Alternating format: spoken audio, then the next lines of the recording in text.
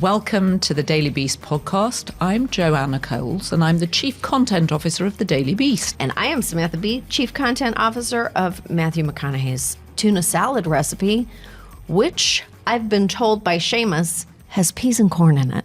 Oh, my God. Oh, my God. Oi, we have an embarrassment of riches in our download today. We've got Harry Lambert back, the Daily Beast special correspondent and editor, who will be giving us his take on the story we've been obsessed with at the Beast, the CEO killer, Luigi Mangione. Oh, Joanna, what a story. What a story. We'll come back to it. And for our Beast of the Week, we're speaking with Saad Mohseni, who's known as the Rupert Murdoch of Afghanistan. Great.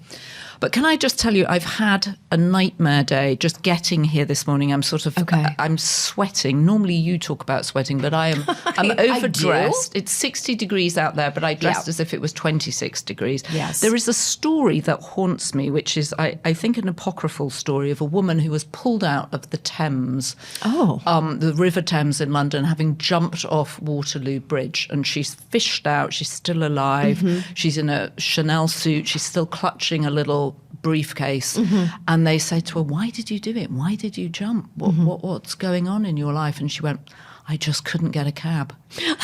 And I know that feeling. I think of that story all the time because sometimes it's the little things that bring you down. I had a leak this morning. I'm having a boiler fitted to my house, which is an enormous amount of money, and it's one of those.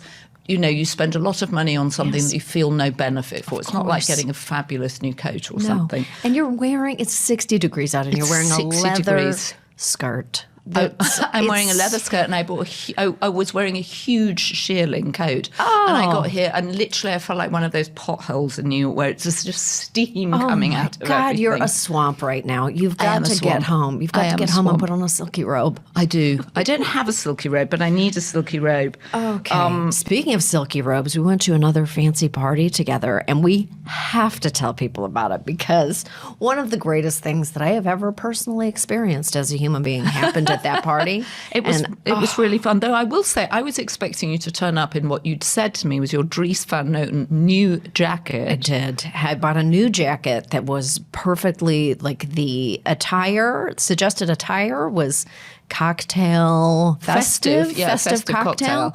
And it looked online like the perfect festive cocktail jacket. And then I put it on, and it seemed like it was made for an 8-foot-tall woman, not a 5'4" woman. So I think that some tailoring is needed, and maybe a little pocket removal. And I put it on, and I looked like I had gone into my grandmother's closet, and my grandmother was a giant. Well, I looked silly. Well, I was looking forward to seeing it because I love Dries Van Noten, but I was disappointed you didn't have it on there. You looked fabulous anyway. It looks wonderful in my closet. So the event was Comic Relief. You were one of the co-chairs of the event. Is that accurate? I was co-chair of the event, yes. Which you might remember because we had Richard Curtis, who started the British version of Comic Relief. And Robin Williams, Whoopi Goldberg, and Billy Crystal started the American version of Comic Relief, and Richard brought them all together. So this was to celebrate Billy and Whoopi. It was like a comedy show. It was at Jazz at Lincoln Center, which is a beautiful space with incredible acoustics, which we can discuss later in the story. Yeah, they're relevant to the story I know you're going to tell at my expense. Impeccable acoustics. Lots of great performers. Phoebe Robinson was so funny. She was very funny. I love Alex Edelman. David Wayne, Ken Marino was there. And then, Amy Schumer went up, and Amy Schumer was introducing Whoopi Goldberg and Billy Crystal and Zelda Williams, so Robin Williams' daughter. And they were just talking about the origins of their participation in Comic Relief and how funny the shows were. They were kind of done as, I guess, telethons when they first started. Right. And they were so fun, and I remember them. And so Amy I would say it was the emotional heart of the evening. Would that be fair? The emotional... Because I know what you're building up to. The emotional heart of the evening. And just to set the scene, so in the front, kind of the front area nearest the stage, there were little cocktail tables set up for, I guess, major donors and co-chairs such as yourself. And then you invited me. I got to go. Your son was there. That was so fun. So little cocktail tables with a couple of wine bottles and then some packaged snacks.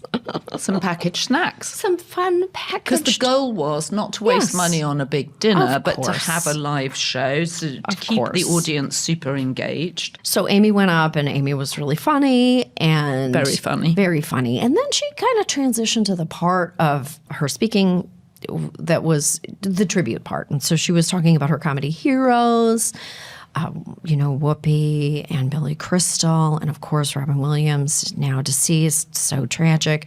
So it was like the heartfelt portion of the evening.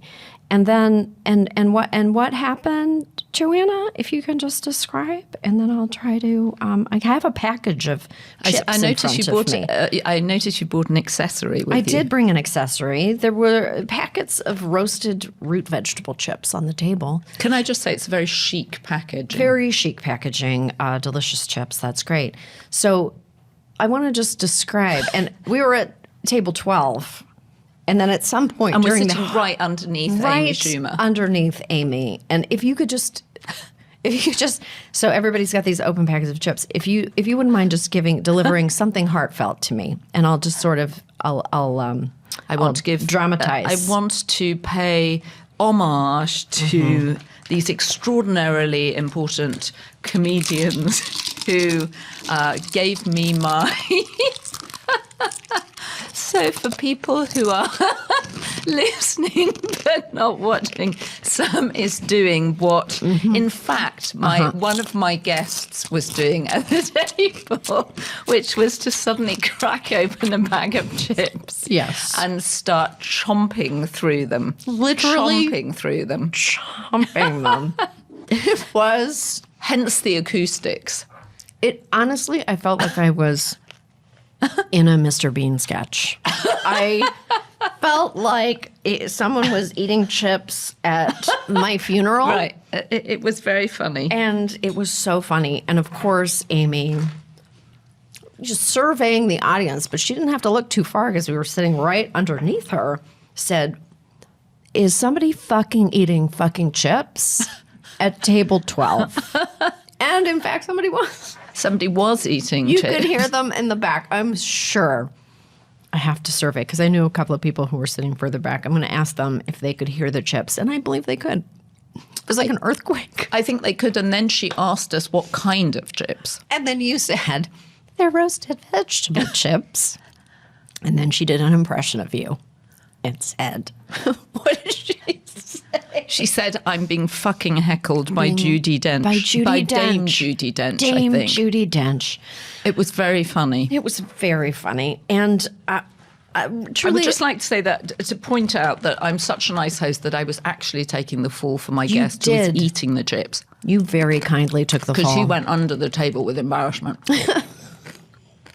It was incredible. And then your son, who was so sweet, turned to me and he said, was I eating the chips? And I was like, no, I think you're good. These are good chips. They're very good. They're very good chips. I will just say they were worth breaking into Amy's story for. Oh my goodness. I just want to say that I think that what's going to happen is that on my deathbed, I'm going to think about my family. I'm going to think about my children. I'm going to think about my wonderful husband and the life I've led.